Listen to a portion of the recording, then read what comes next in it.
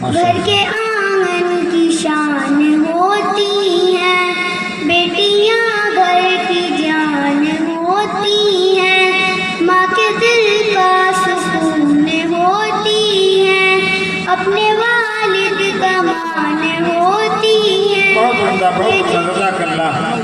ये जो हस्ती है फूल खिलते हैं, खुशबुओं की दुकान होती हैं, बन के रहमत ये घर में आती हैं, बरकतों का निशान होती हैं। जो अमानत समझ के पालेगा उसके खातिर अमान होती हैं। परवरिश जिनकी है बहुत मुश्किल, सच में एक इम्तिहान होती है। इनकी तालीम एक फरीज़ा है, खुद ही एक खानदान होती है। बेशक बेशक